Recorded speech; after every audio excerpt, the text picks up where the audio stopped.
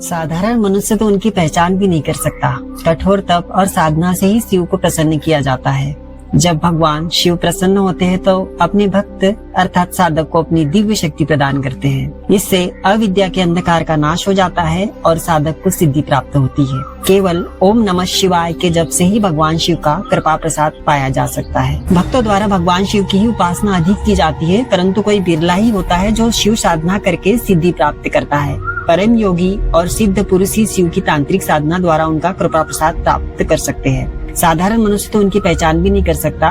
कठोर तप और साधना से ही शिव को प्रसन्न किया जाता है। जब भगवान शिव प्रसन्न होते हैं तो अपने भक्त अर्थात साधक को अपनी दिव्य शक्ति प्रदान करते हैं। इससे अविद्या के अंधकार का नाश हो जाता है और साधक को सिद्धि प्राप्त हो जाती है। केवल ओम नमः शिवाय के जप से ही भगवान शिव का कृपा प्रसाद प्राप्त किया जा सकता है। हेतवे जगतामेव संसारनवो सेतवे प्रभवे सर्व विद्यानाम संभवे गुरुवे नमः के अनुसार शिव समस्त विद्याओं के अधिपति और सबके गुरु है। आगमों की सृष्टि शिव और पार्वती के संवाद से हुई है, जो किसी इंद्रिय का गोचर नहीं है, जिसे व्यवहार में नहीं लाया जा सकता, जो ग्रहण कर सकने योग्य नहीं, जिसका कोई लक्षण नहीं, जो अचिंत्य वाणी से अकथनीय एवं सर्वत्र है, जिसकी पहचान का तत्व एकात्म भाव है, जिसमें कोई भी मायाकृत प्रपंच नहीं है और जो सजातीय विजातीय भेद शून्य एक वस्तु है, वह तुरीयावस्था रूप शिव है। रुद्रयामाला में शिव की तांत्रिक साधना अत्यंत महत्वपूर्ण मानी गई है। ओम सर्वाधारधरी देवी त्वद्रूपाणाम मृत्तिकामिमाम ग्रहीष्यामि प्रसन्नाम त्वं लिंगार्थ भव सुप्रभे। सर्वप्रथम प्रयुक्त श्लोक द्वारा साधक स्थल पर भूमि की प्रार्थना करके ओम हराय नमः बोलते हुए पवित्र स्थान से स्वच्छ मिट्टी उठाए। फिर ओम महेश्वराय नमः मंत्र से उस मिट्टी को जल द्वारा सान ले। तदनंतर ओम शूलपाने नमः बोलकर अपने सामने किसी चौकी या पटरे पर अथवा गाय के गोबर से लिपी गई भूमि पर शिवलिंग बनाकर रखें। इसके पश्चात केवल ओम मंत्र से 3 बार प्राणायाम करके विनियोग आदि की क्रिया संपन्न करें।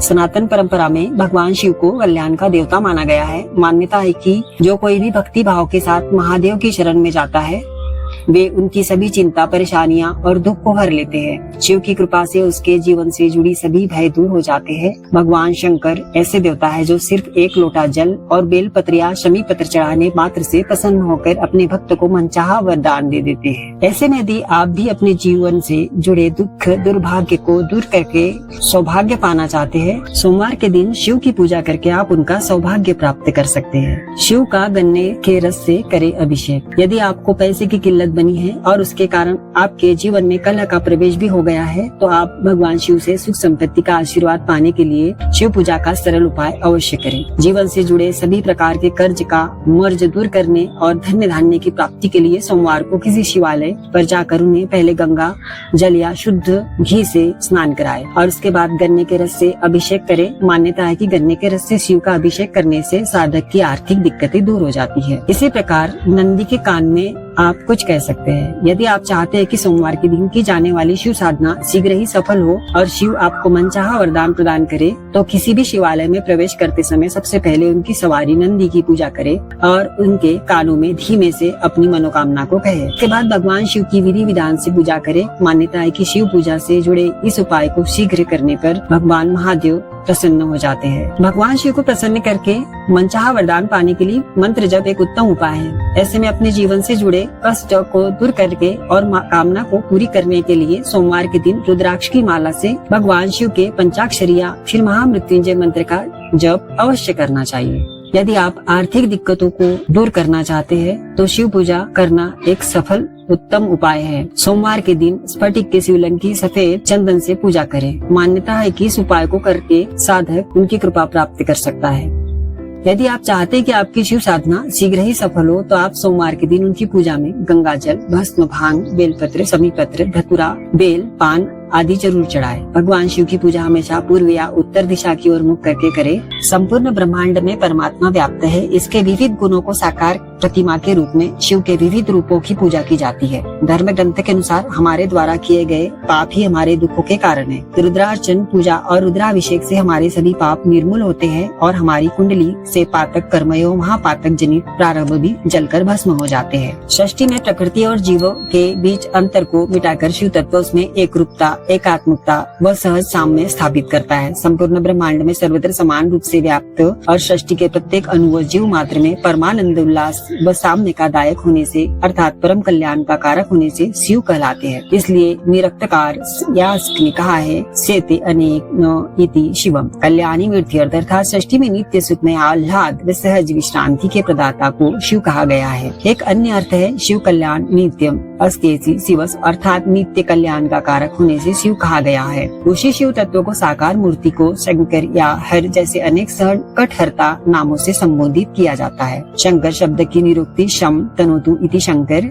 का अर्थ है ही संकटों का हरण करे वही हर है। शिव महिमा स्तोत्र में भी यही कहा गया है। शिव की महिमा का क्या वर्णन करे, संकटों का हरण करता होने से ही उन्हें हर संबोधित कर हर हर महादेव कहा जाता है। ब्रह्मांड के वैज्ञानिक विवेचन की दृष्टि से संपूर्ण ब्रह्मांड को ठीक वैसा ही अंडाकार माना गया है जैसे नर्मदा नदी में हजारों लाखों छोटे बड़े कंकर व पत्थर स्वयं में वही प्राकृतिक रूप से होने वाले घर्षण से बाण लिंग का आकार ग्रहण कर लेते हैं। उसी शिव विग्रह को कृत्रिम रूप से गढ़े जाने पर उसके शीर्ष की गोलाई को फैला लिया जाता है। उससे उसकी पुष्प बिल्व पत्र धतूरे फल आदि चढ़ाकर अर्चना की जा सके। ब्रह्मांड के कई आकलनों में उसकी अंडाकृति न प्रतीत होकर वह ठीक वैसे ही बेलनाकृति होती है जैसे कई शिवलिंग बेलनाकार होते हैं। वैदिक उक्ति में उत्पिंडे तत्व ब्रह्मांडे अर्थात जो पिंड में है वही ब्रह्मांड में है। उक्ति के अनुसार प्रत्येक शिवलिंग ब्रह्मांड के प्रतीक चिन्ह के रूप में है।